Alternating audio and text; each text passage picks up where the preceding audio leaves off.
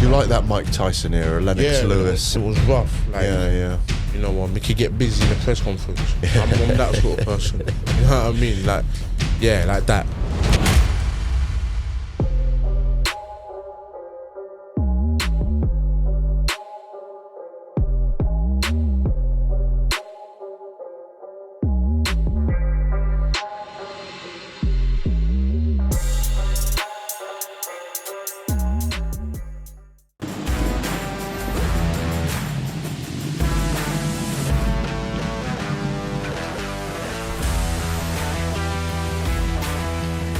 This is Fight Club. Come on in. Hello and welcome to another episode. Yes, it's episode 4 of Fight Club with me, Gareth A. Davies. Joining me today in studio, number 11 ranked WBO heavyweight prospect, Big D, David Adeleye. And on the Zoom, we're joined by world trainer Joe Gallagher, Tasha Jonas, of course, Callum Smith and others amongst his charges. And also the sports lawyer, Stephen Taylor Heath, who talked to us about the complexities of heavyweight boxing contracts and the situation involving Conor Benn, UKAD, and those 2 clomiphene tests which have turned a new corner. All that and more coming up on this week's Fight Club.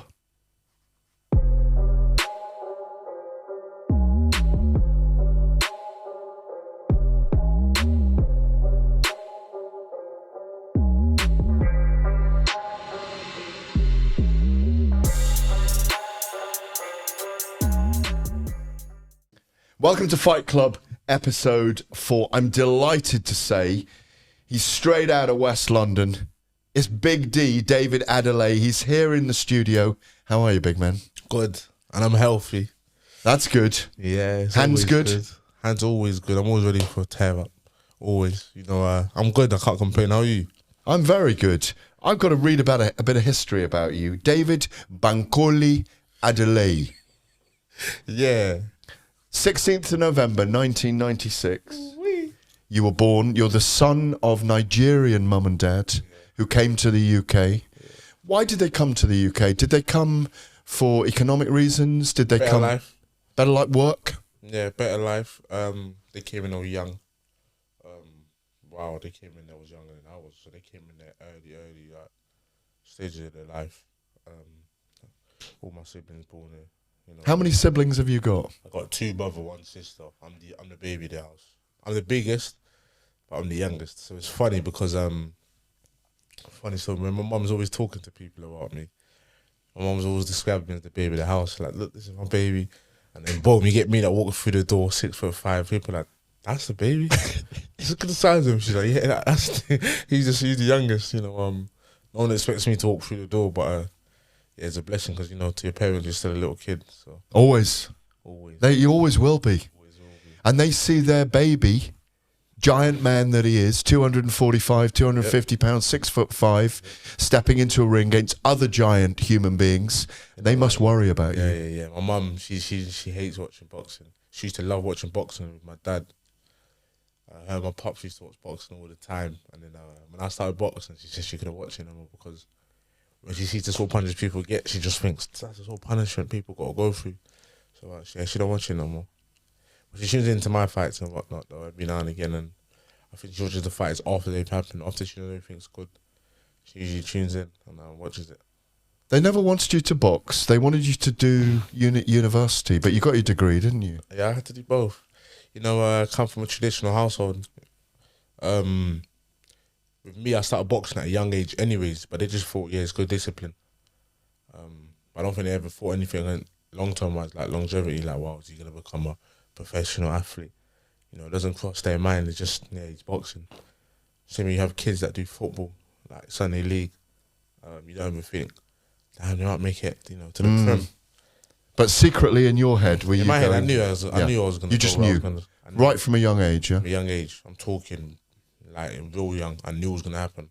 I used to tell them as well, and yeah, they started to kind of see things, and I started doing well in the amateurs, and then, man, you got to stick to it. You know, my mum's calling me like, "Have you gone training?" You know, my pops are doing the same. So it was a funny little, you know, turn of events.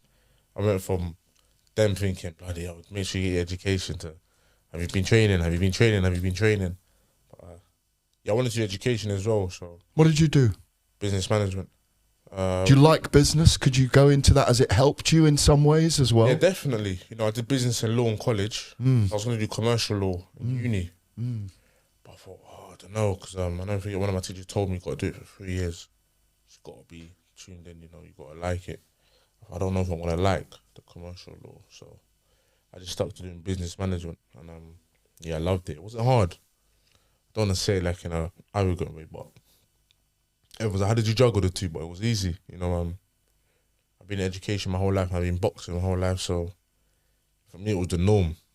You know, I'm doing it too. So It might come into play later on as well. yeah, definitely. You know, I'm good with business. Yeah, I know how to do it all. So I know how to do contracts. I know how to do all of that. I think there's something with all fighters as well, that, like you say, that calling you felt from a young age, where you just know your body needs it.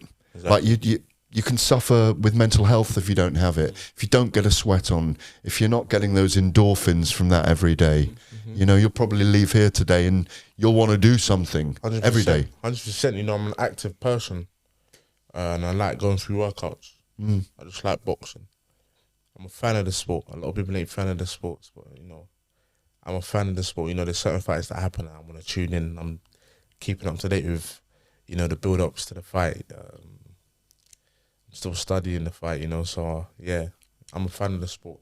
And like I knew with Arsenal and Cocky, I knew I was gonna be here anyway. So it was all right. I already envisioned it. You know, nothing's really new to me. Even if it's the first time I'm doing it.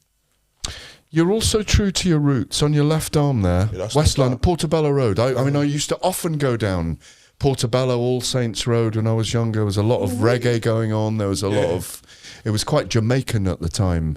When I was younger, I'm talking... Oh, my God, like a couple of years after you were born. Broken. The 40s, yeah, exactly. I am about 100. But in those days, it was it was very West Indian, British West Indian. Portobello Market. It was cool. It was cool. I mean, it still is. Go down there, yeah, right? yeah. I know Bob Marley was known for going. Yeah. It's got a big West Indian community. Now it's kind of diversified a bit. Yeah. Because there's a lot of like Moroccan cultures. There's a lot of Africans. Labogo's one of them areas, man. It's got so many different people, different backgrounds there. And, But you're true to your roots. no, I'm true to my roots. I'm a Lava Grove boy. You know, born and bred. You know, You boxed in Dale Youth as an amateur. Was that in that tiny little chapel where you can only fit a ring about the width of this studio? Or did you move to the other place? Yeah, we was. There was one that was in the Grenfell building, but there was one that was like around the corner from them.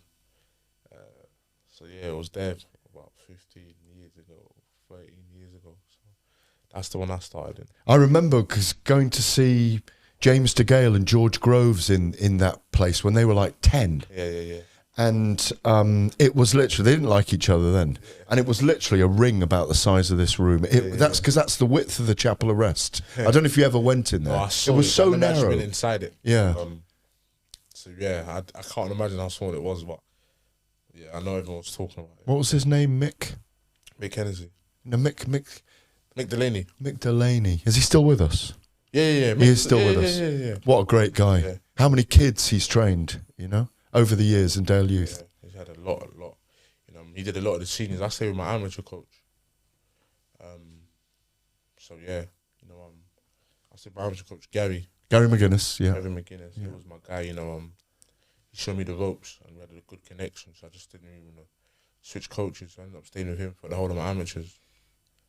Yeah, he worked wonders for me. So Dillian White was in trouble as a kid. Derek Chisel was in trouble as a kid. Anthony Joshua was in trouble as a kid. Were you ever in trouble? a little bit. I used to get caught up in a few mix-ups. But it seems to be the norm where I'm from. You know, it's the norm. If you didn't grow up in trouble, then that wasn't normal. So yeah, I put my parents through it a lot of the times, man. All of these, I had a lot of cases going on and whatnot. So I used to get in trouble all the time. But What was that? Was that mainly fighting, or was it the majority of the gangs, or the majority of the time was just like mainly fighting and whatnot. yeah? I'll tune in. Everyone, I mean, You wouldn't back down, I take it. Are you the kind of Nobody. person, imagine, you know? Nobody. No. I saw somebody said something like, "Why does David Adeleye think he's so bad?" No, we're going to come to that. We're going to come to that. They don't Are you know. a bad man being good? Are you a bad man being good? A lot of people told me I act subdued on the camera. I act laid back. And a lot of people think I'm acting laid back. The people that know me saying I'm acting laid back, then, and the people at home that don't know me think I'm acting bad. They ain't seen nothing yet. So it's just, I ain't acting bad, mate. I'm in a violent sport. You know, if I played tennis, then I'd understand it. But I'm in a violent sport, and I don't act no way. I just be myself. I'm not gonna go. I don't have no bloody problems. I have no enemies or whatnot. But I'm just me. Don't back down from nobody. So yeah, some people don't like it. Some people can't seem to fathom it. It's just, it's for them, right? You know, I live my life, they can live theirs. It is what it is. We got a ton of questions for you from the viewers today, but do you think, on that note, finally, did being involved in boxing, when you look back on it now, you're only 26, aren't you? Mm-hmm. When you look back on it now, back to 16, 15, 14, when we don't know at that age. We don't know. We're fearless, but we're out there and we don't know that we can back out facing sometimes if we have to win the war, but maybe not win that battle. Do you know what I mean? Yeah. You learn that as you get older, don't you? You learn that when you get older, you know. But did boxing perhaps keep you out of serious trouble? The fact you had boxing and respect and you knew that you had that arc of boxing in your life and people like Kevin McGuinness? Yes, I know. I mean, of course, Gary McGuinness was... Gary McGuinness, sorry, yeah. Gary was, he played a vital part for me. You know, he came to court for me and whatnot, like, when I was an amateur, but, yeah, I will say that story for another day, but, like, yeah, he helped me a lot, but boxing did help me, but at the same time, it's like, I used it because I knew how to have a dust up, you know. I need to have a tear up. So we need mixed martial arts boxing in our society, don't we? Yeah, 100%. Under license, under rules, because it gives those people who are gonna fight no matter what it is. Exactly. You're not under the influence when you're doing it. You're not doing it on the cobbles. You're not. People's heads aren't being banged against railings and concrete. Exactly that. And you can actually probably be in a violent breakdown, but who knows? That's neither here nor there. I thought that the way I grew up was good, because I grew up and it wasn't really. I mean, it was pretentious, but it wasn't the way it is now. You know, you could wear a pair of Nikes and be seen as a fresh kid. Whereas now it's like you see the young generation wearing stuff that you know like they're breaking the bank for when they're young. So it's like you're probably asking your parents for that money, or you might be spending it yourself, but you have to save up for it, you know. The younger generation are getting old. They're never really young anymore, you know. You got before their time, maybe. Exactly that. A lot of the young people just acting way too old, so it's like you got to be young because they're gonna get old and wish they were younger. So as you grow, as your resonance grows within boxing and within the sporting landscape, do you want to be a role model for youngsters? Being me. Okay, but being you, but yeah, like me, David, every time I've known you, you can laugh at yourself. I've teased you about the size of your fantastically small ears. They're very cute ears. No, but you can. You're not so proud that you can't have a giggle at yourself either. I've always found you a man who carries himself properly, who's enriched by what he's doing, who's deeply invested in his sport. And is proud of who he is and what he is, you know, that I don't see you any other way. 100% I am who I am, you know, and I can only be me. You know, that's why I say, if people was like, oh, David, you this or you that, it's like, listen, I'm just being me. If they like it, they like it. And if they don't, they don't. But the only thing I can do is be myself. You know, I get a lot of messages of people saying I look up to me and whatnot, and it's humbling because I didn't join this game thinking about that.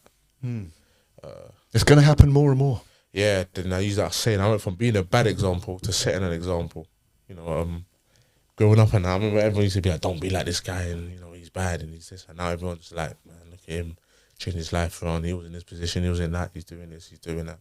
You know, so I suppose I could be a role model for them. But yeah, I'm being me. I let people make their mistakes. One thing my dad always taught me was, my dad used to always see me and kind of see what I was doing wrong and whatnot, but he wouldn't really want to correct me because he'd rather see me make my mistakes. You know, sometimes when you're shutting doors on people, they will still want to kick it down. And it's like, you know what? Give him the key, let him go into that room, and then when he sees that he shouldn't have done that, he's gonna come out and know not to go into other rooms that are shut. You know, so like that's what my pops was kind of doing, just letting me get in trouble. Then you have your own journey. Let me have my own journey. You know, the rite of passage of leaving the village to become a man, to and then come out. You know, exactly that. You know, so yeah, I went through a lot. I didn't go through a lot like that. Like I grew up in a good household. My mum. It shows. It shows. Yeah. I grew up with manners, mum and dad. Yeah. I went on my holidays with my family. My dad was buying me latest kicks. I had a pedal bike. My brother had we all PlayStation. So I did bad on my own. They done a good job, but you know sometimes you can give a kid everything, but he still wants to go out there. And it's like, what are you doing it for? You've got everything at home. Yeah. So yeah, I think that's where they were more sometimes confused, but at the same time, it's like they started to really understand that you gotta let a kid be a kid sometimes, you know, and let him be free. You won multiple titles as an amateur. You're 12-0 with 11 knockouts. You've had a couple of tests already in your career. We'll come to the questions in a minute. Fabio Wardley is a guy people are talking about you a lot, and Fraser Clark, even though that you guys know each other very well. Dillian White, Derek Chisora, Johnny Fisher may be chasing you at the moment. What are the frustrations that you have in boxing, if there are any? People don't want to fight each other. Why is that? Because they see what promote. I saw something with Eddie Hearn the other day, and it was like Eddie Hearn's talking about why don't we get. He was talking about his prospects. How don't we get there on? Why don't we get them on right now? I think that's a brilliant fight. Let's just do it. Like, and then he starts talking about why is boxing like this, and I was thinking he's one of the reasons. Eddie Hearn will get two prospects fighting each other, and then one of his prospects will lose, will drop that prospect, and then keep going. And then, so a lot of fighters will see Eddie and be like, "Oh, Eddie might do that." Whereas, I don't care, mate. Let's go for it. It is what it is. A fight's a fight. I've had many of them.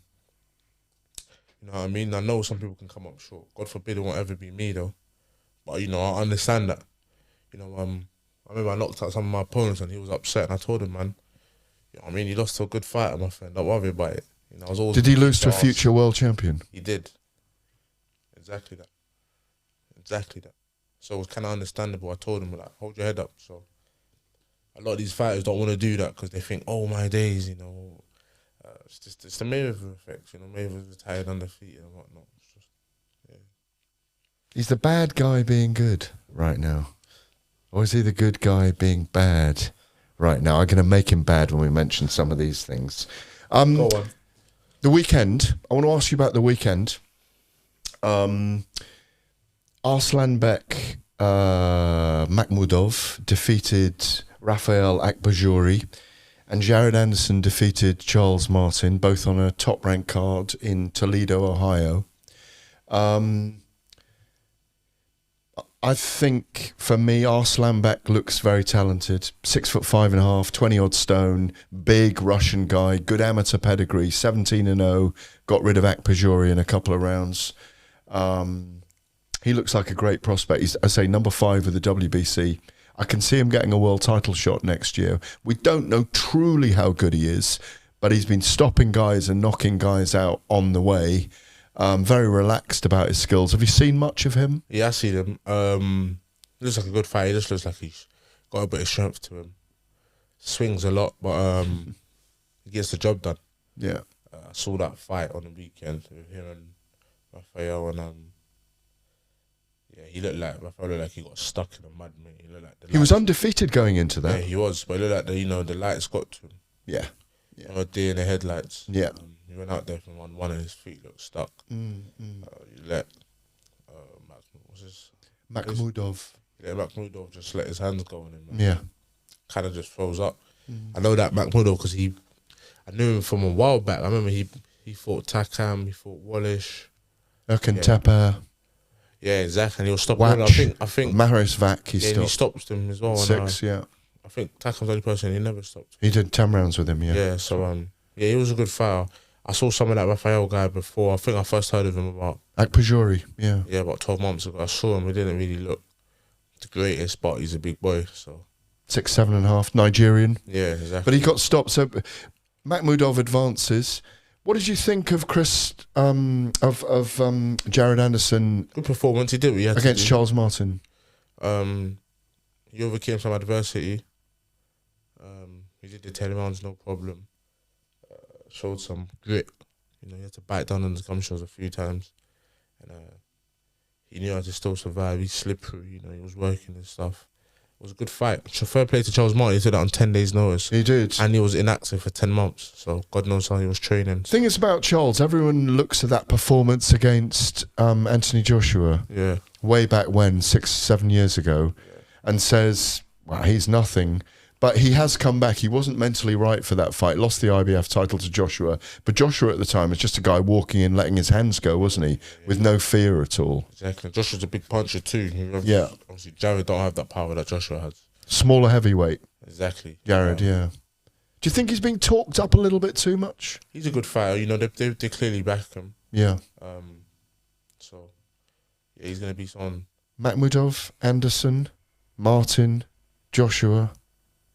Targets for you down the line? Most definitely. All of them? All of them. No one's outside the reach yet? No. I mean, with the way that we're going, right, you know, their path's like this, my path's like this. You know, if it keeps going in the right direction, we're going to meet each other. Obviously, the Joshua's or whatnot, my path's like this, the Joshua's path's like this, so we're probably going to miss each other. Yeah. And Fury probably, maybe, Fury. and Usyk. Yeah, and Wilder? yeah, they're all too old, and I like them, to be fair, man. I look at Joshua and Fury like big bros, so that's why I don't ever go out there and diss them, because I'm too real to do that. I know you're very honest So, about and it I'm as well, honest that as you're well. not there yet. I'm not there yet, You know, no way. I know. at the level to fight them, the experience to fight them. Exactly, and like I said, man, I look up to them as well. Like they do a lot in the sport. Same thing with Joshua. He done a lot for British boxing, man, in his time, because he carried the sport in his back by himself. So it wouldn't make no sense for me to start dissing him, and especially when I respect him as a man. And like I said, I look at him like big bros. I text him, so it wouldn't make no sense. I wouldn't come on lad and start, you know, insulting him. Well, he's there for you for advice right now. Definitely. You have gone in, I think, is it 150 rounds of sparring you've done with Tyson Fury? Yeah, Good fun? good. Fun. Great learning A experience? lot of learning experiences, and I mean, the man's one of the best in the world, right? You know, I'm a prospect coming up, so getting them sort of rounds in with him, he clearly sees something in me that, you know, that he appreciates and respects. So Do you learn a lot from that? Yeah, Is he of awkward? course. Is he as awkward as they He say is. he is? he's probably more awkward than they say he is. You know, I mean, you're with him and like Tyson talks, you can ask questions. You know, we have conversations. While you're sparring? No, afterwards. It but, wouldn't you know, surprise me. But like, there's times, and obviously I'm in the gym, no one's in the gym, we're chilling, and you know, when you're around somebody for that long, you start to pick up on them, you start to know what they're like. So Tyson knows what I'm like, I know what he's like. You know, it's just how it is. Is it disappointing that we are at this kind of impasse at the moment where they're all obviously waiting for big money from Saudi or waiting to create their own rhythms? If Fury and Usyk meet, can you pick a winner? Yeah? Usyk's very good though. He's 6'9", he's just got the attributes, and he's got the IQ as well as Usyk does. You know, I just see Fury Joshua? good fight, of course, because they're both. I mean, and they're both. See, this is the thing. Fury's skillful, awkward, high IQ. Joshua's strong, bangs hard. You know, so It's a fight we've got to see, isn't it? a fight that the public want to see. Yeah. I wish it happened before Joshua fought Usyk, Yeah. when it was meant to happen, and then obviously Fury got taken to court with Wilder, Yeah. so they announced that rematch, and then Fury and then Joshua had to go and fight Usyk. But I wish it happened back then. What happens if Fury and Wilder step into... sorry, not Fury and Wilder. Usyk and Wilder step into a ring together. That's a good fight. I've got Wilder winning that, I was getting gonna to say Usyk that. eventually. I say, because Usyk will do the tippy-tappy stuff, and I just see Wilder landing one of them and sending them over.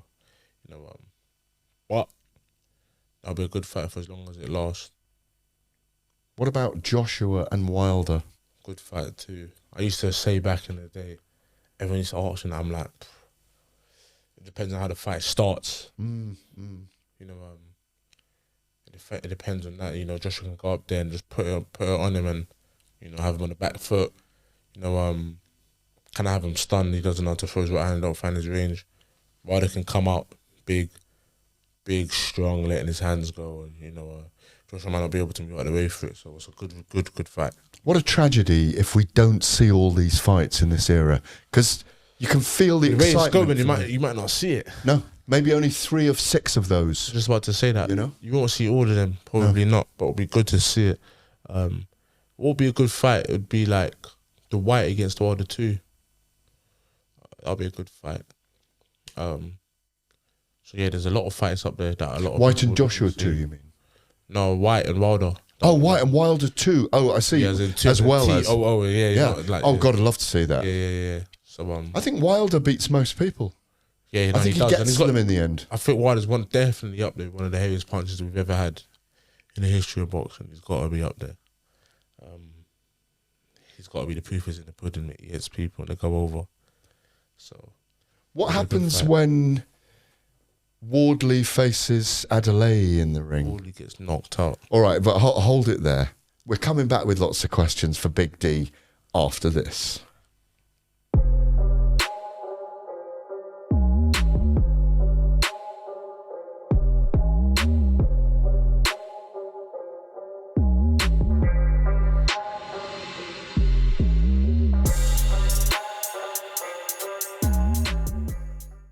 Well, I'm delighted to announce the debut appearance, not with me, but on Fight Club, of Stephen Taylor Heath, the head of sports law at JMW Solicitors, a very revered and senior figure in world sports law, not just here in the UK. Stephen, a very warm welcome to you to Fight Club.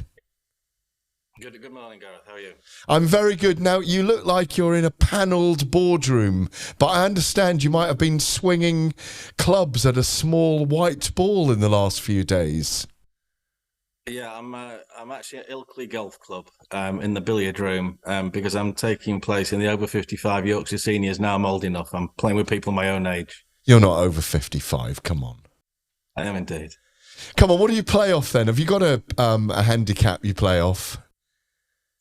4, but that gives the impression I don't do enough work. So 4? You must play a lot of golf. no, I just don't play very much, so I can keep my handicap low. Wow. And playing off 4, does that mean you're up for the prizes today? No, we're nowhere near the prize table today. I can assure you of that, Gareth. Otherwise, I wouldn't be taking part in this interview. I bet you're spitting blood at your teammates, because I know how competitive you are, having spoken to you a couple of times. It's the taking part that counts, of course, Gareth. Yeah. Look, you've been very formidable in sports law itself, within football, within boxing. You know, you've been involved with Anthony Joshua in the past, with Tyson Fury and Anthony Joshua, legal contracts with Queensberry, with the Boxing Board of Control, very formidably placed within the sport. And I want to ask you, as a generic question, compared to other sports, Stephen, is sports law in boxing more complex than many other sports?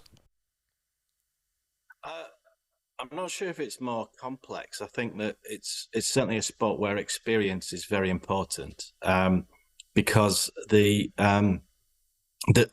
politics that are involved in boxing. Obviously, all lawyers have a duty of confidentiality to their clients, so I'm not talking about any specifics. But you've got obviously the governing bodies that are self-appointed. You've got the athletic commissions. You've got the boxing board. You've got the stakeholders, the broadcasters. So it's knowing the political landscape that's involved in sport, not just the regulatory side. And of course, boxing does have a fairly unique contractual matrix to it, with options agreements and the like. So, you know, it's certainly a sport that's complex insofar as you can't read the answers really in a textbook. You have to basically just dip your toe in the water get some experience in the sport in order to be able to advise from a legal point of view. So it's almost that study of case law in a sense. It's not so much case law, because there's not much case law in relation to how a court would interpret a promotional agreement, for example, or taking the governing bodies to court. It's understanding the framework of the sport and how all the, as I say, the stakeholders fit together, and that if you fall out with one party somewhere down the line, that could have repercussions elsewhere. So when you're advising, this is the contractual position, you also have to have in mind what the knock-on effect of taking a stand on that particular point is, for example. And when I'm dealing with contracts, quite often I deal with the same lawyers on the other side of the table, and they're experienced lawyers like myself, and it makes it fairly straightforward to deal with the contract, because they almost know the points I'm going to make. Then I know the points they're going to make, and we can get the contracts done. And obviously you're dealing with lawyers from other jurisdictions as well, yet the governing body's rules and regulations have to apply pan-jurisdiction, and so you have local rules and regulations. So, if you're talking about doping, for example, you've got athletic commissions with their rules and regulations, you've got the governing bodies with their rules and regulations, you've got WADA, UKAD, and you've got the boxing commissions. So you have to have an understanding of all the different pieces of the jigsaw. When we're all pontificating out here, boxing writers and broadcasters, and the fans are getting frustrated with this contract's going to be signed, particularly in the heavyweight division where it's massive money, certainly at the moment for the top 5, 6, 7, 8 fighters. When we're all going, why can't the fight just be signed? Is it much more layered and complex than that with, for example, at the moment with the Saudi Arabian skills challenge involved, and Tyson Fury and Anthony Joshua having contracts, and Tyson Fury and whoever it be, Anthony Joshua and his opponents? Is it much more complex than... Because fighters will say, oh no, there's this to be sorted and that's to be sorted. Promoters will say there's still places to go with it all. And we all just think, come on guys, just sign on the dotted line. Is it almost like bringing two big national companies together when you get some of these big fights on? Well, you certainly have to take into consideration several moving parts. So you've got the broadcasters, you've got the fighters. The fighters will have their own legal representation. The promoters have their own legal representation. You've got the governing bodies. You've got other governing bodies that are relevant to it. You've got the people that are putting the money up. There's other factors you've got to take into account, other sporting events that might clash and things like that. In terms of, as I say, the actual contracts and what have you, the contract for a large sporting event is not that different to if you're putting on any form of a large sporting event, or even a music festival or something like that. The legal parameters around putting a large event on involve a venue, negotiations with that venue and what have you. It's easy, of course, if things break down, to blame the lawyers and say, oh, that they didn't get a contract on or what have you. I mean, the legal side of it does take time. Obviously, you do have a unique situation where you've got two parties coming together to put on an event. The World Cup event, the Olympics and things like that, they're self-fulfilling prophecies in terms of events. You know what the event's going to be. You can plan for the event.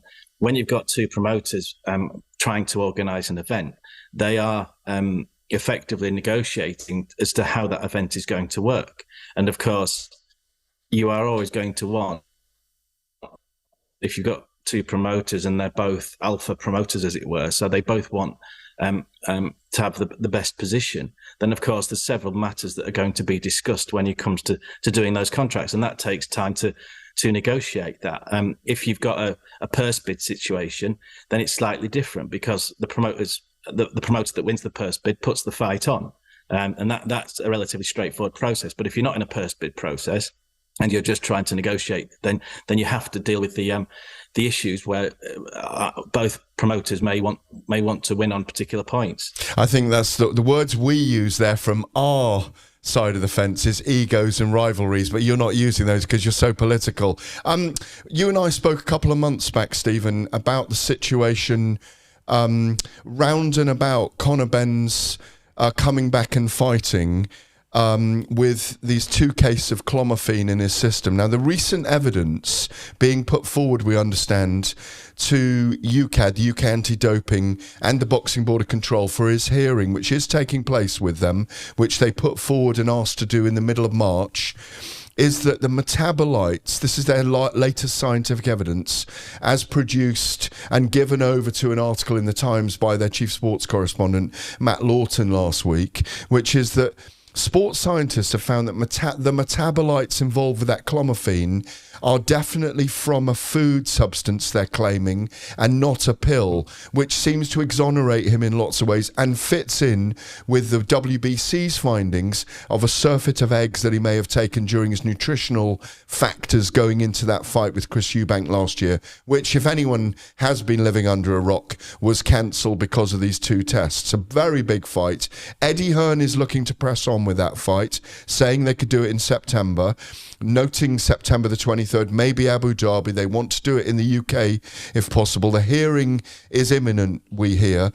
From your perspective, just commenting as a neutral from outside, has he got an opportunity here if that scientific evidence shows up of, even though the UKAD system is strict liability, of actually getting a receded suspension or ban, or none at all? Yeah. We obviously talked about this in some detail, as you say, a couple of months ago, and I think the main significant change since then is this publication in relation to what the expert evidence may say. But we're still at the same position, really, in terms of the case and liability and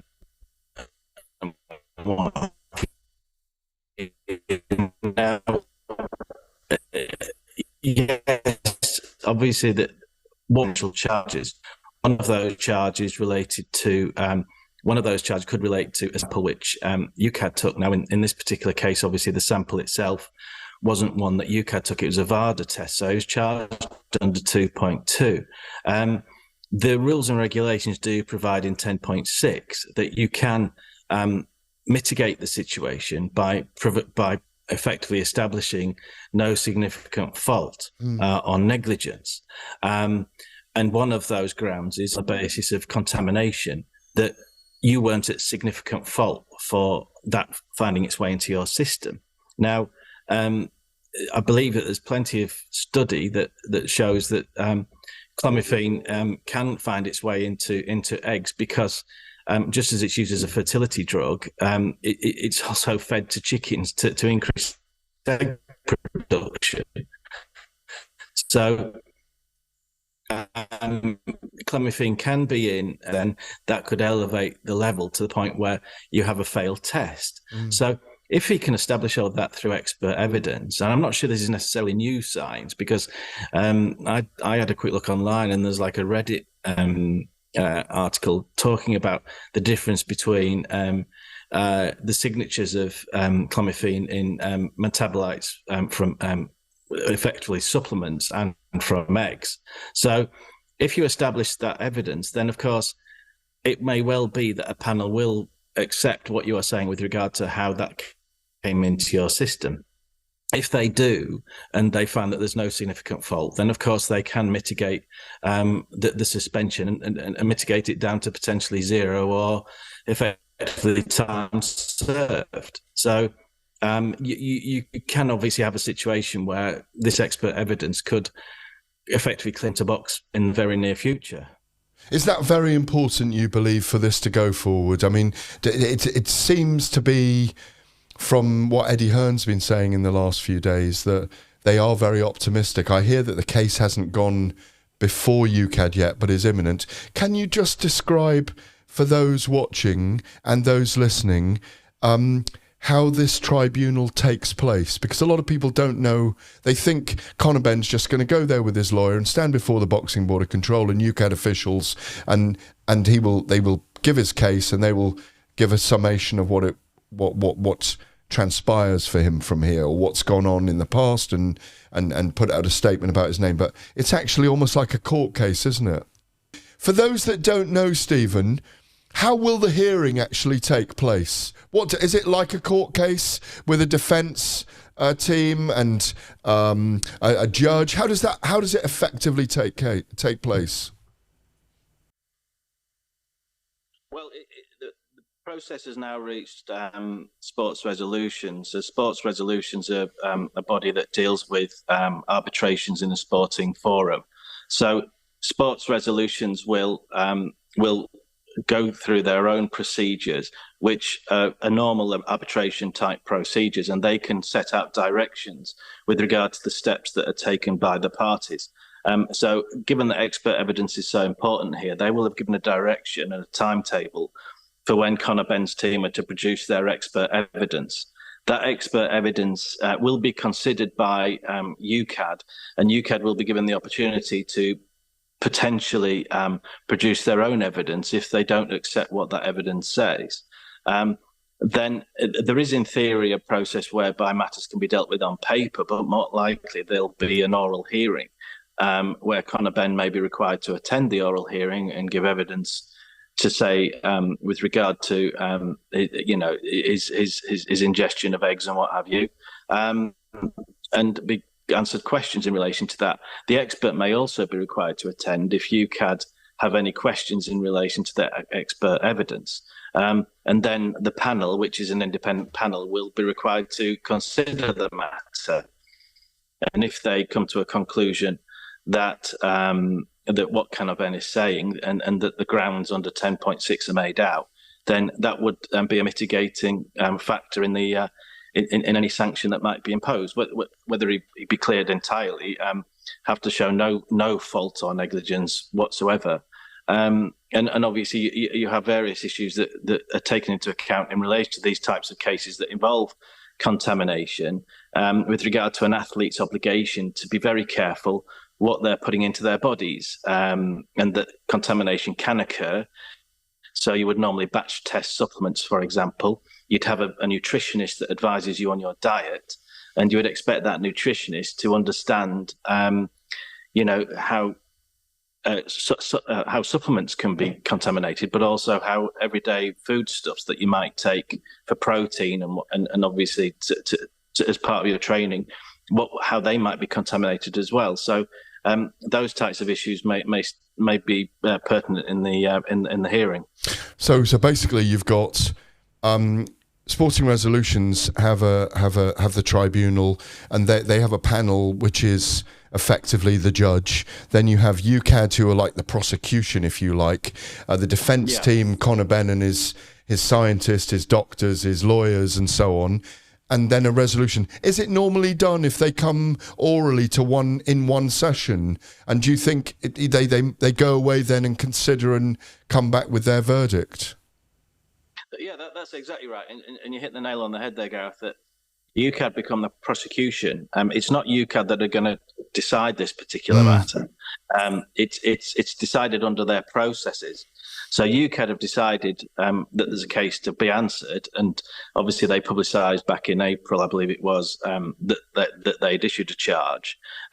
So they are the prosecutor, and that's a fairly standard process that applies across sports in general. You know, the recent case involving Michael Vaughan and England Cricket Board, for example. The England Cricket Board became the prosecutor, but it was under their rules and regulations. So each sport has a dispute resolution chamber.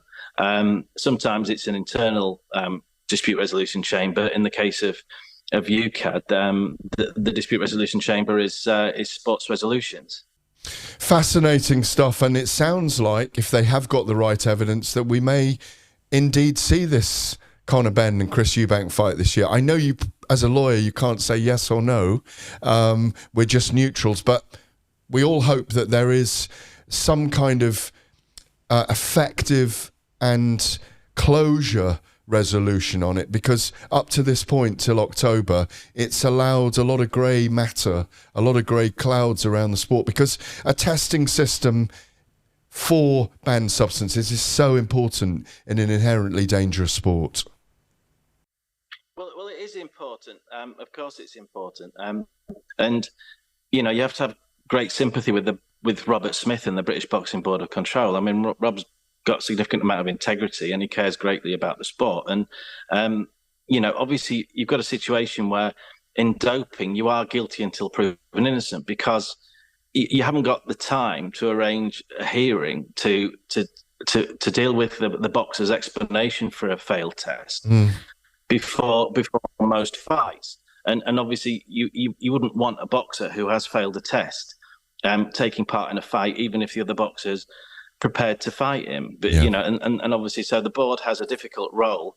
So if you're looking at the repercussions if in fact Conor Benn is cleared, you'd have to look at a situation where you don't want a boxer getting into the ring if they've failed a test and it's and it's a substance that is banned at any time, for example. So you're not distinguishing between in competition and out of competition, for example. So they have to take a decision. They have to prevent the fight happening. And then, of course, if following all the processes, the boxer clears their name, then, of course, they will be allowed to box in the future. But when you look at how they have suffered in the meantime, in between, you have to look at the fact that there has to be due process. And my personal view as a lawyer is that the lawyers will always argue the corner of the boxer. But and one thing I'm very clear in 25 years in being involved in boxing is I certainly don't talk about boxing because I'm certainly no expert about boxing. But I think that whilst the lawyers have a role to play, you should leave it to administrators like Robert Smith to do what they think is best for the boxing at the time. And if a boxer fails a test, they shouldn't be getting in the ring. 3 quick fire questions. Favourite boxer? My favourite boxer, probably in all the time that I've been watching the sport and people that I've got involved with, I'd probably have to say Joe Gallagher. Favourite golfer? My favourite golfer is probably Nick Faldo, but I know he's not everybody's favourite person. Which boxer would you like to play a round of golf with? Well, I have honestly not name dropping. Well, I am name dropping, but I have actually had the pleasure of playing golf with Oscar De La Hoya. And how was he? And believe it or not, and well, he's a lefty, but believe it or not, I played with Oscar De La Hoya and Paco from the WBO.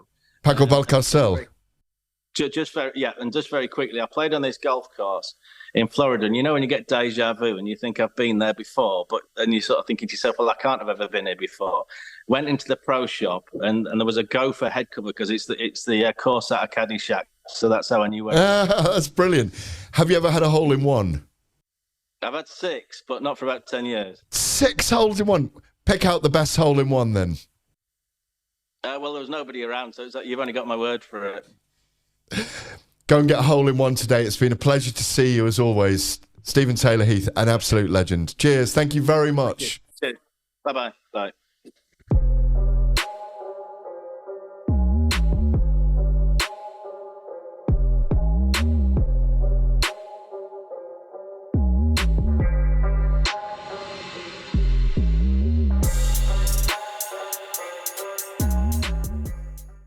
Welcome back to Fight Club here on Boxing Social. Big D, David Adeleye in here with me in the studio in our after hours club.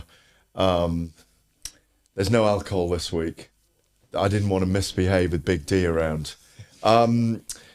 Listen, I've got to ask you some questions. And the first one really, because most people want to see you in the ring with Fabio Wardley. Yeah. And one of our questions here is, would you take Fabio Wardley now for the British title? You said you're on your own path instead of Wardley. Yeah. Define what that means. I mean, I got my own trajectory, so I can go and fight good or so many fighters, with more popularity than he has, that put me in rankings and, fights that just actually work with my promoter rather than other fights that won't work with my promoter. Like, I won't get mentioned in them, so I can go my own path now. Before we went to break, you said you'd knock him out. Yeah. Do you visualise that? Yeah. Do you visualise that when you're training? Is he a target in your head right now? Yeah. You called him a muppet on the show with me the other day. Why? That's why what is he that? is. He's a muppet. He's an actress, not an actor. He's an actress. He's not no serious guy. Not act like no man. So he's an actress, man. Everything he does is just acting. It is what it is. You know, the fight happens, it happens. If it don't happen, it don't happen. Like, I generally do not care if the fight don't happen. When I wanted it, it wasn't given to me. And now everyone's asking, saying that. But before, it was like nobody mentioned my name with it, so, you know. You think he's avoiding you, yeah? No, I'll give him his dues. I don't think he's avoiding him. I think if the fight got made, he'll definitely fight me. Mm-hmm. I think he's got bottle, to be fair. Oh, he's terrifically entertaining. I think you and he fighting is an amazingly thrilling prospect. Yeah, 100%.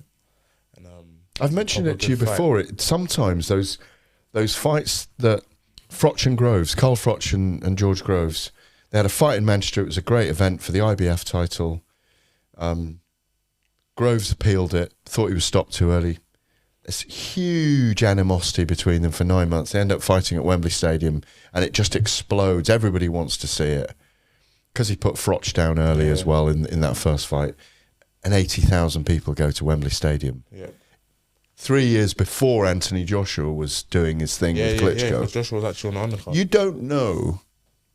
It could be the person you most dislike in the sport, whose name is most linked to you at the end, that enables you to buy a row of houses on Portobello Road. Yeah. It's weird though, isn't it? No, you're not lying. You know, Ali Fraser hated each other. And to the death. I did an interview with Joe Frazier. Absolutely right, Big D. I did an interview with Joe Frazier when he was in his 70s. And he even said to me then, when Ali had his Parkinson's, I know which one of us is going to heaven and which one's going to hell for all the things he said to me. He couldn't forgive. But a lot of people do forgive, and a lot of people do become friends. And you guys, when you go through that tunnel of pain and focus with that other person, you have a bond. Yeah, because you think about that person so much, don't you? Especially in camp. Yeah. You think about that person so much. You know? And so there's a respect level there. There's always a certain amount of respect because they're fighters at the end of the day. So you got to go in there with a certain amount of respect, 110%. But you know, respect in a different sort of way. But 110%, you got to give them that sort of respect. People focus on your Sokolovsky fight rather. And one of the questions, it was a hard night for you. He made it awkward for you. He's an arch survivor in the ring. He's a very experienced veteran. He's got a ton of losses, but he's able to do the rounds of people. He's a yardstick for some fighters as well.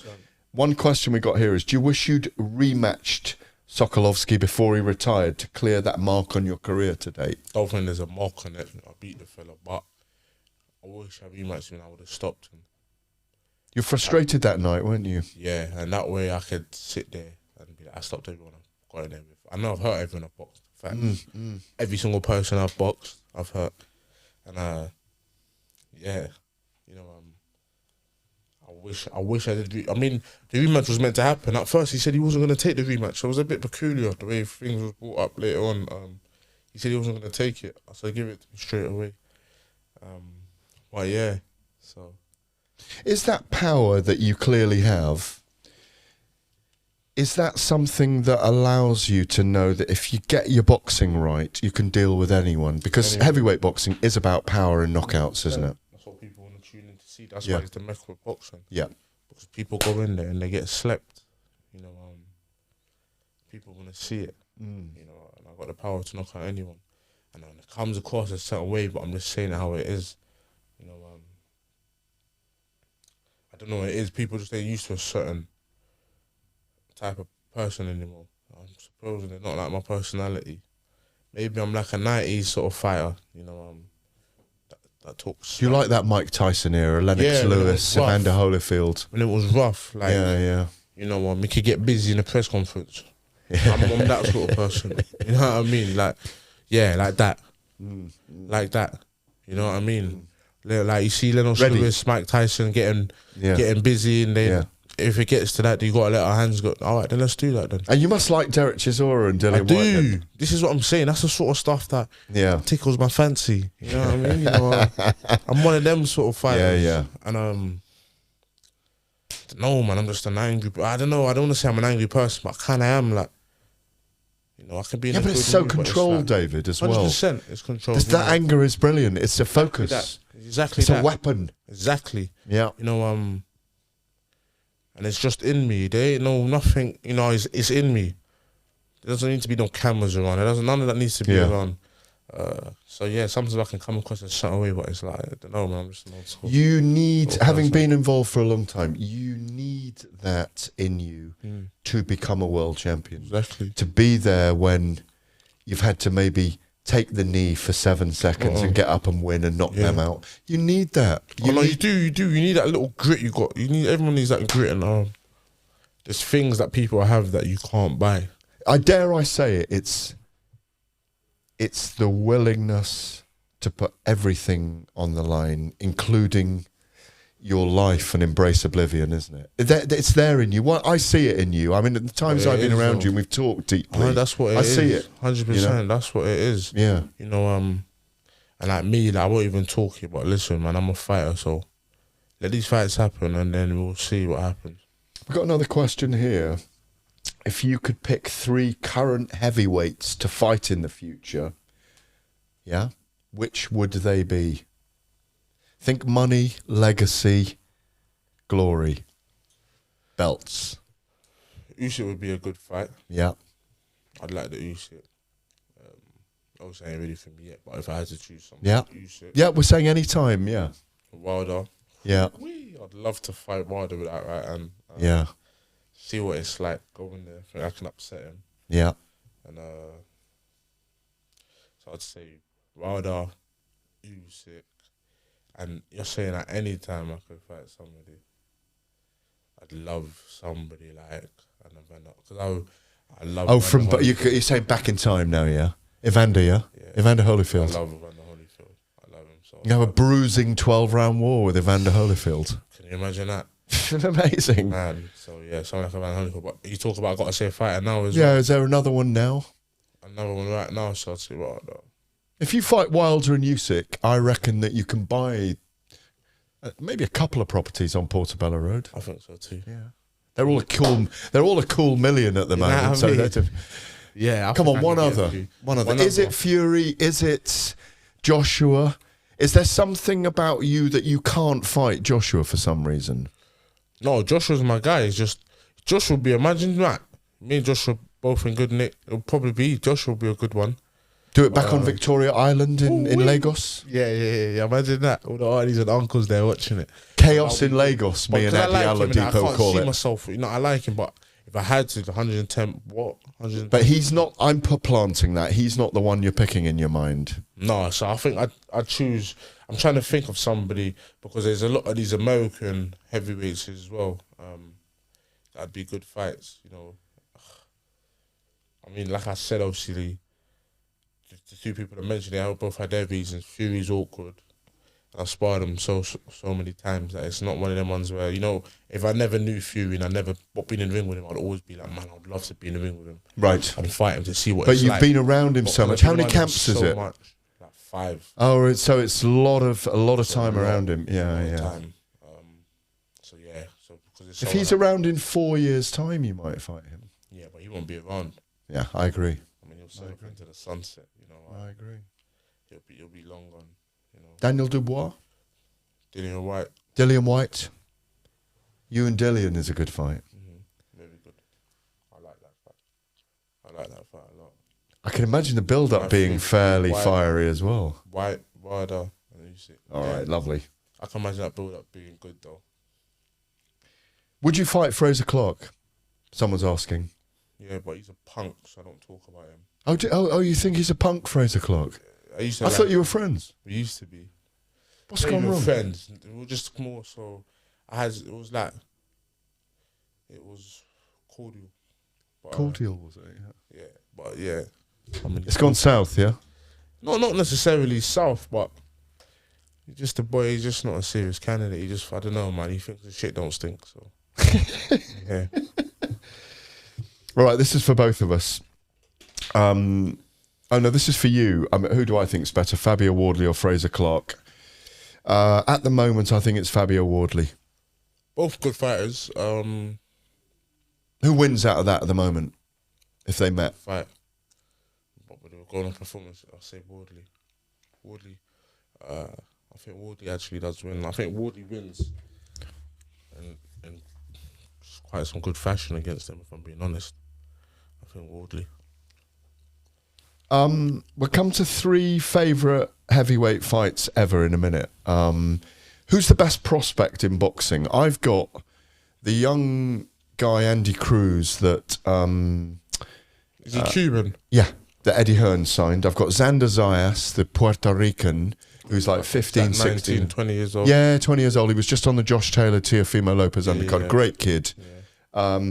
Then I'd say over here, for me, you're beyond a prospect anyway. I'd say Caroline Dubois and Lauren Price in the women. I think they're both extraordinarily talented. Dalton Smith you can throw in there as well, but he's kind of beyond prospect now. He was very good at the weekend, by the way, against Sam Maxwell. 2 cuts on Dalton Smith's eyes, went to work and stopped Maxwell. Oh, did he? He's got a lot about him at 140 pounds. Have you got a prospect out there that you like the look of?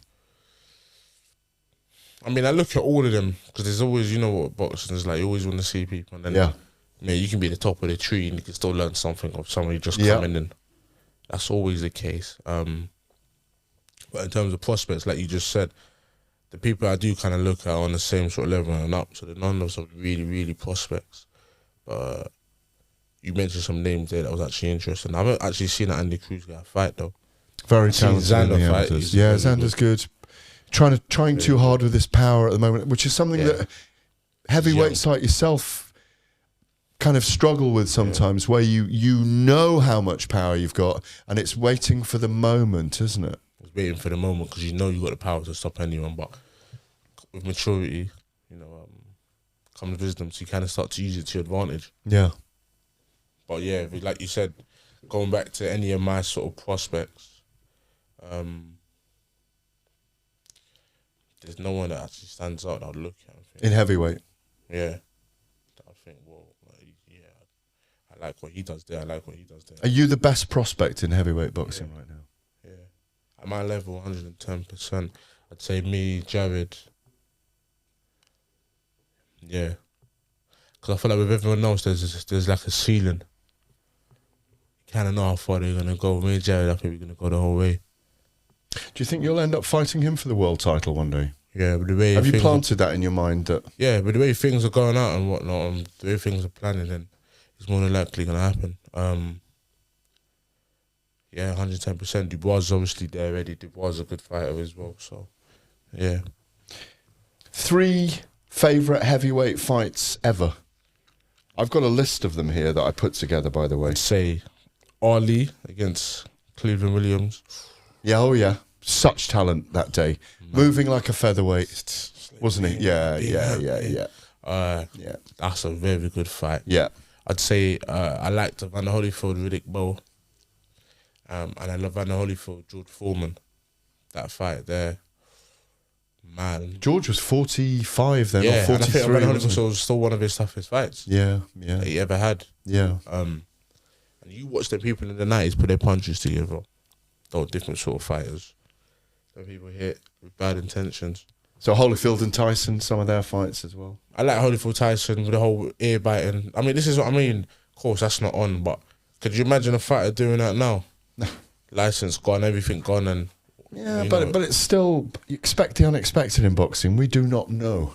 Yeah, we do not know. It's true. I don't really want to see. It's hard to ear bite with you because they're so small, but Why are you laughing for? Our production team in the gallery. Why are you laughing? David, leave them alone. We'll sort them out afterwards.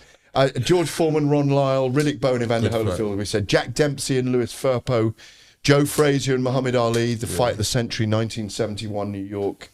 Ali and Frazier in Manila in 75, the thriller in Manila.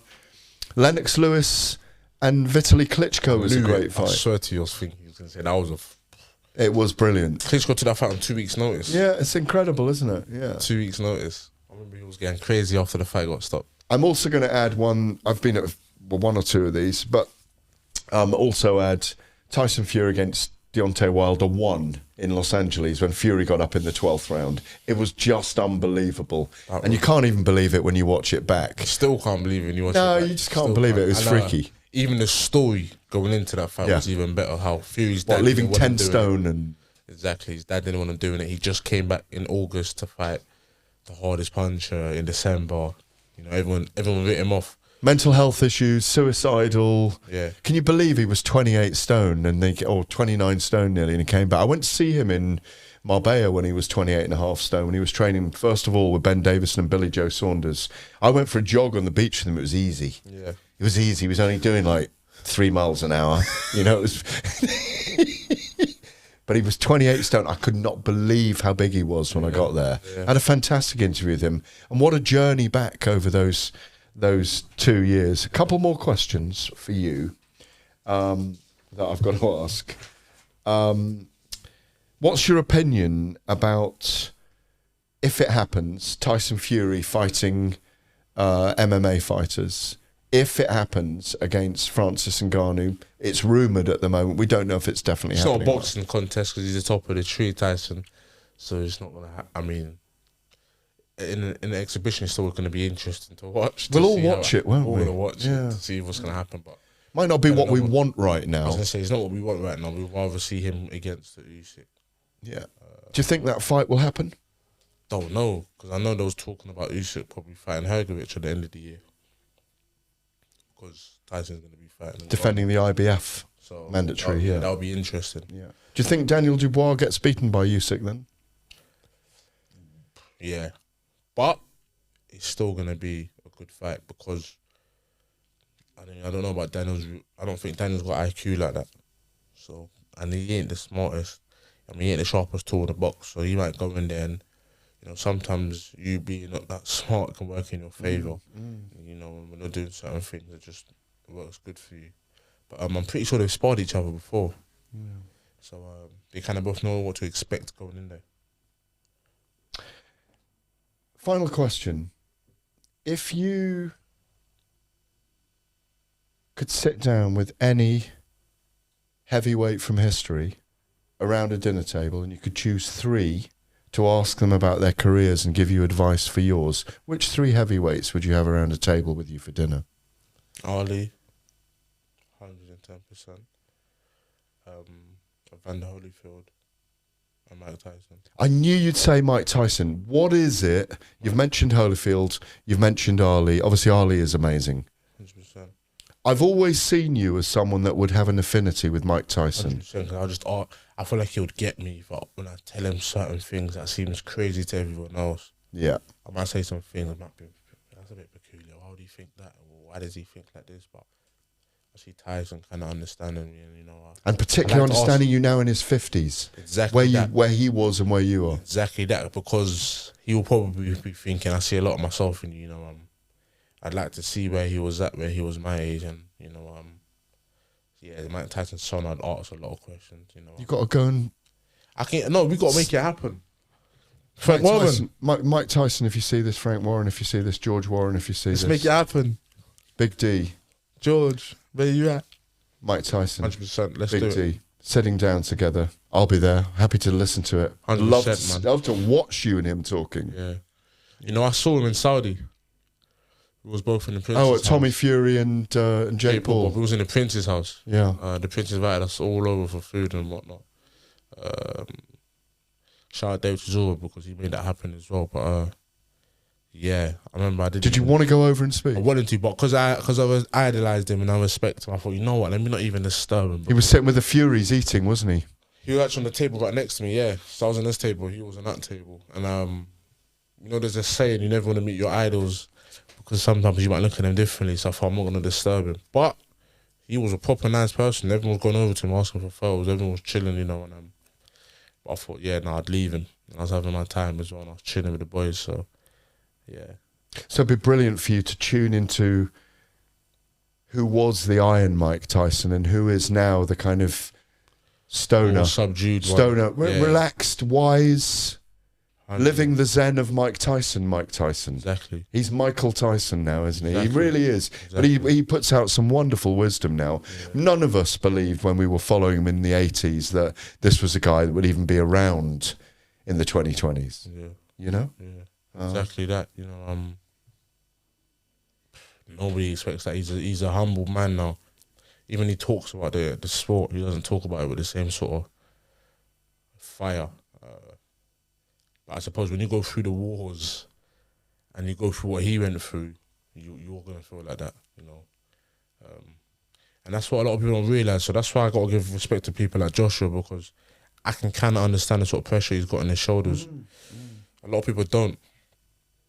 And the internet's quick to judge. Sometimes you've got to realise he's a man as well, man. The world is quick to judge. And also, listen, we've always said it, those of us in the sport, we might be critical of his opponents, of his performances, but he's a game changer for our sport. He's really changed the last decade. He really, I mean, I think they said something along the lines of, I remember before Joshua was boxed on Sky Sports, I think the viewing figures were like 100,000 on Sky Sports, 150,000. Yeah. Joshua started boxing and they went to the millions. It's literally that, straight away. Yeah. And Josh in the beginning of his career was getting like 400,000 viewers tuning into his fight on Sky Sports. Yeah. And big world title shots was getting 150,000. So it was like he changed the sport. He brought a lot of eyes to the sport. He started doing pay-per-view, breaking records with pay-per-view. So he had pressure on his shoulders from early, and he dealt with it good. You know, he's human. So yeah, that's respect out of the ring, full on in it. That's 110%, and that's why I am who I am. You know, man, like put the pressure on my shoulders. I'ma deal with it. I got bollock shoulders. You know what I mean? And I got a big head, so when you give me that crown, make sure it was heavy. I can deal with it all. I like it, you know. So Big D, I'm Big G. You're watching Fight Club. Joe Gallagher. That's it. Comes us next.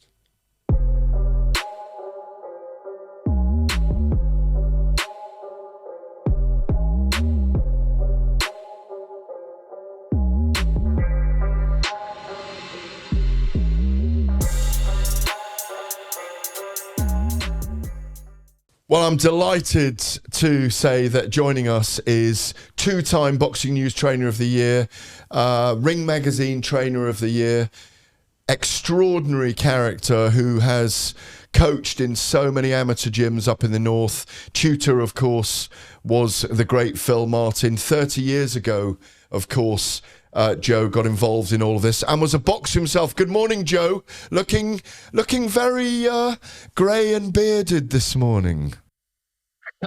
Just like the Manchester weather at the moment, very grey. I've just done a session at Billy Den's in this morning, talented prospect we've got. And I'm just quickly nipping out now to get a quick coffee and then back in for another session later on with some of the lads. No time for celebrating then early this week after a brilliant win for Tasha Jonas at the weekend in Manchester. Yeah, no, we had a really good weekend. We had Tasha Jonas obviously become a two-time world champion at two different weight divisions. First one from Liverpool to do that. And they also had Sean Yaxley. He went 13-0 at the weekend. He won the Celtic title and the IBO Intercontinental down in Wales. So good weekend for the gymnasium. I'll come to all your fighters in a minute. But as I say, you've been involved for 30 years now in the sport. And you, as a young man... A lot longer than that.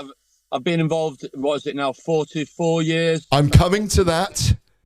Okay, started coaching when I was 23, 24. Yeah. That was way back in 93. Yeah. Did the amateurs to 2001, got Foster to the world bronze. Then I got Joe Murray to the Olympics in 2008. I was already a pro then. So being a pro now, professional trainer, 20 odd years. Been involved at Champs Camp Moss Side since 86. So, it's a long time. Well, I'm going to delve into you a little bit. You had 60 amateur fights yourself. Now, you're a tall man. You probably weigh in at cruiserweight these days, I'd say, something like that. As a young man who took up boxing at 11, you had 60 amateur bouts, didn't you? Yeah, that's right. What weight division? Were you a tall, lanky super middle or something? No, when I was boxing at Moss Side, that was in 87, I was 19. I was like a welterweight then, welterweight stroke come light middleweight. So I boxed in the Boys Clubs Championships. I got beat in the Northwest by a very good kid called Tony Costello. Yeah. He went on to the final and lost to a kid from Repton who's a very good fighter. So, like six. I boxed abroad, boxed with Moss Side, Morris Core in Holland, and had around 40-odd schoolboy contests, around 16 senior contests, and that was it really. And then I was bitten by the bug. Phil asked me if I wanted to take over the amateurs in like 1991 and coach them. As obviously at that time, the professional side of Champs Camp was booming with obviously Frank Grant, Paul Burke, Carl Thompson, all them boys. And I became Phil's understudy and had a great education underneath the man. Any regrets that you didn't take it on further yourself? No, not really. I was really wanting for it. When I finished school, I wanted to get into law or boxing. And then one day, my dad sat down, and I was always buying boxing news. And he said, look at all them ratings there. And at the time, it was like 600 boxers. And he just said to me, how many of them are millionaires? And at the time, like, obviously, there's like 4 or 5, isn't there, whoever the top ones at the time were, McGuigan, people like that. He says, you've either got to be able to fight or have some type of gimmick, or you'll be able to punch like Bruno. And that basically summed it up for me then. So stop wasting your time with it and crack on. So, Dad taught me out of it, to be honest. So you're clearly, but you're a multi-millionaire now, yeah? Pardon? But you're a multi-millionaire now. No, far from it, mate. Don't believe that hype. No problem. David Adeleye in the studio with me. You watch everyone in boxing. Have you got any advice for him?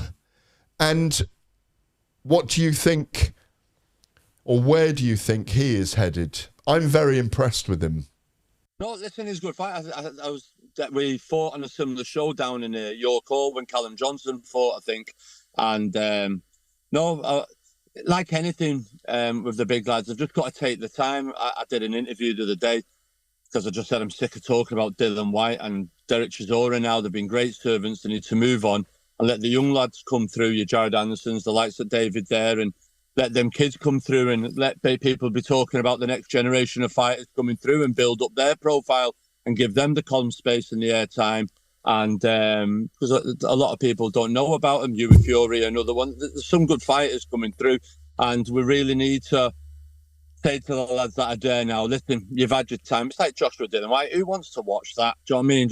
It's just absolutely killing and stopping the progression of fighters like David and other heavyweights there coming through that want to be moved quicker, but can't because it's being held up at the top end with people that have had the time a little bit.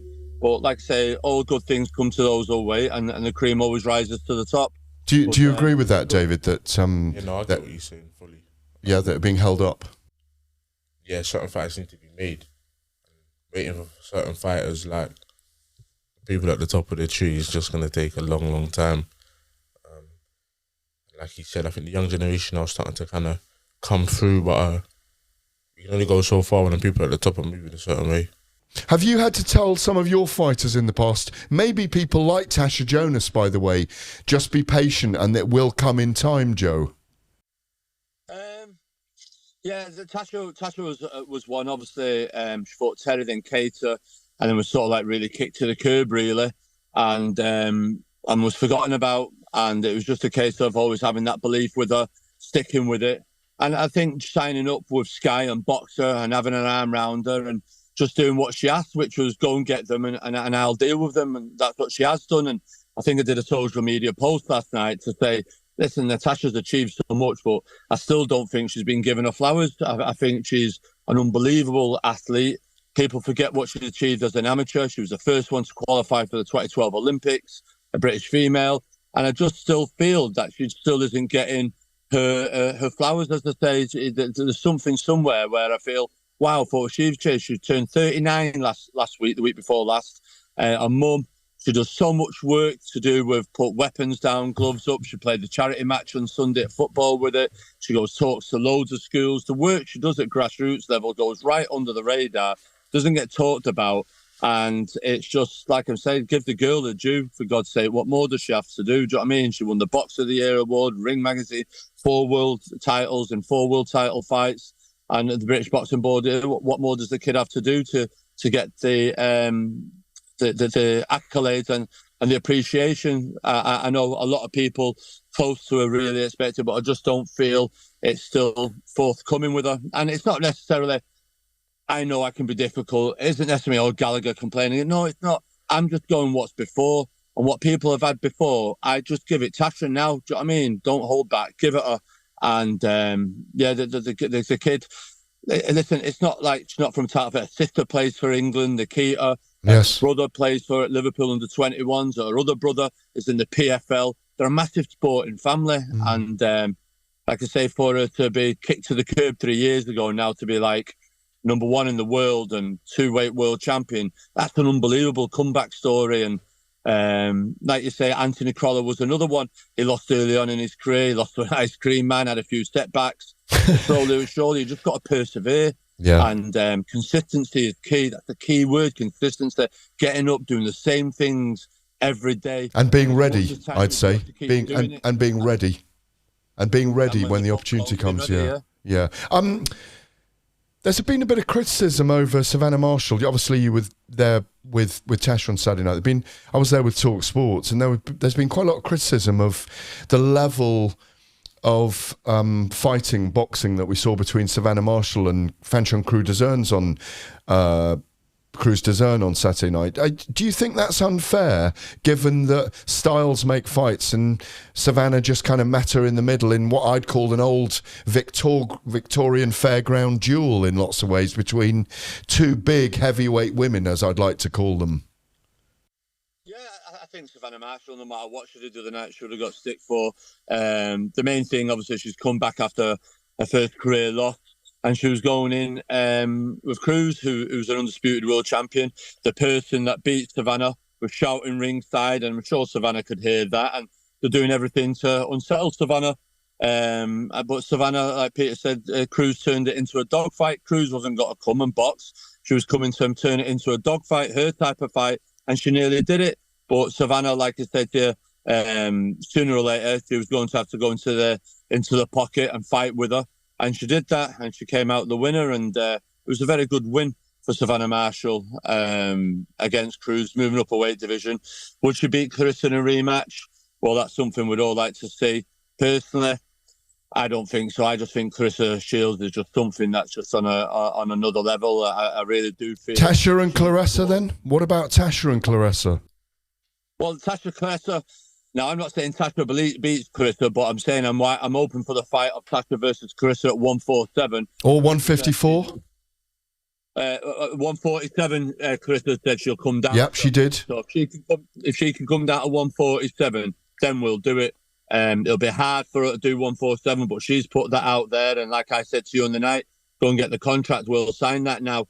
I think Natasha's skill set is good, but like I said to you, I'm a huge fan of Clarissa Shields, and listen, it'd be good to have her here over again, either fighting Savannah or Natasha. I'd love Natasha to fight Katie again, mate. That's a fight that I'm harbouring for. They've been rivals since 2011 and the Olympics, and then when they fought in Manchester, it was behind closed doors, and I think them two, the rivalry, one last dance. It doesn't really need world titles, to be honest. Catch weight, and the two of them to have the farewell fight. This time with a crowd at the arena would be packed out, 20,000 sold out. I think that'd be a great fitting end to both Katie and Natasha Jonas's careers. Final one, Joe. Have you got a prospect that the public might not have heard about too much at the moment, who you believe will go on to the very top? I've got a few, to be honest. That's not me just being blasé, but I'm being excited. I've got a kid. Yeah, so got a kid called Josh Holmes. He's a very talented kid. He's 11-0, just had a good win. Billy Den's a light heavyweight, 8-0. He's the Turkish Tyson. He's a good kid coming through. Clark Smith, I think he's 4-0, 5-0. Light middleweight, looks like Canelo. Canelo sent him a good luck message on his pro debut. I think these 2 or 3 kids over the next 2 or 3 years will be the ones to keep Manchester boxing going. Brilliant, Joe. Thank you so much for joining us. I know how busy you are, and we shall speak to you very soon. Cheers, no problem. Thanks for having me on. Good luck, David. Thank you, I appreciate it. Thank you. No problem, my man.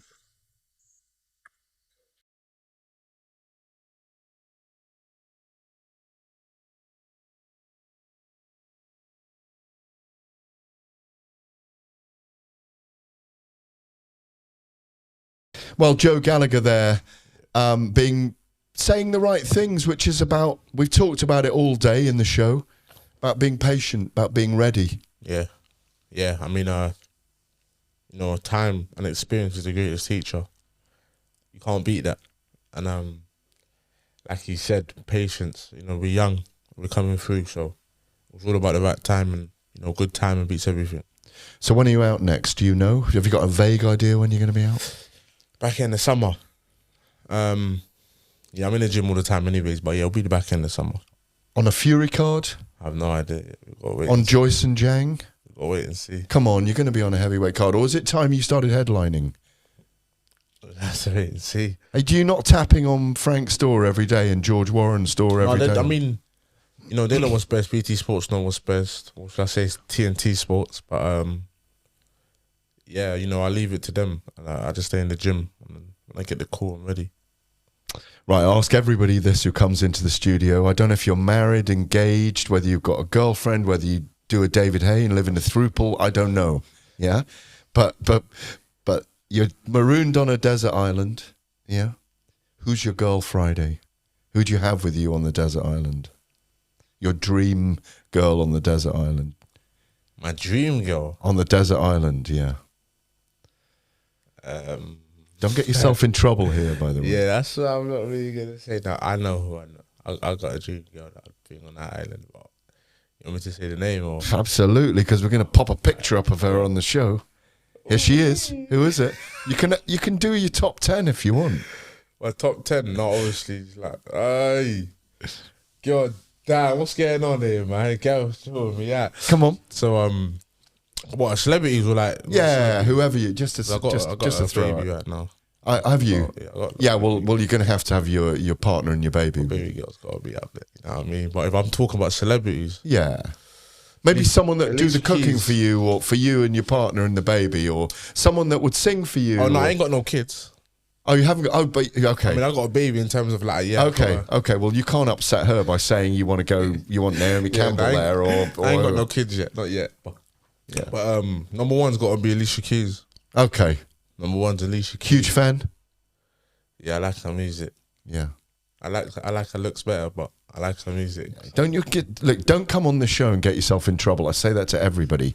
Big Mo, the announcer, the other day, who works for Sky and Boxer, he wanted two. He had two girls on. Yeah, I was like, fair enough. But he hasn't got a baby right now. So, right. Yeah, you've done right, David. At David Adeleye on Twitter and Instagram. It's been an absolute pleasure having you on the show today, David. Big D. Big D, that's what they call me, but it's been a pleasure. Gareth said my surname wrong, so that's crazy, but... Adeleye? Yeah. How did I say it? I said LA. No. It's all good, though, because I know he knows my surname. He knows where I'm from in Nigeria and whatnot, so... Well, it's an amazing place, as I said earlier. It's brilliant to travel there myself as a teenager. Yeah. It was different back then. Nostalgic. Oh, yeah, absolutely nostalgic. Can't go wrong. You've been watching Fight Club with me, Gareth A. My thanks to David Adeleye. Correct? There's no... You got to say the D. Okay.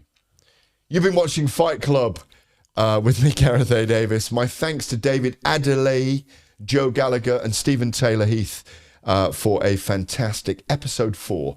Join us next time. Don't forget, we want all your questions, all your thoughts on the show, and in the next couple of weeks, I have Eddie Hearn, Ben Shalom, and Carl Froch joining me in the studio. But none of them is bigger than Big D. Fight Club. Right. We'll see you next time.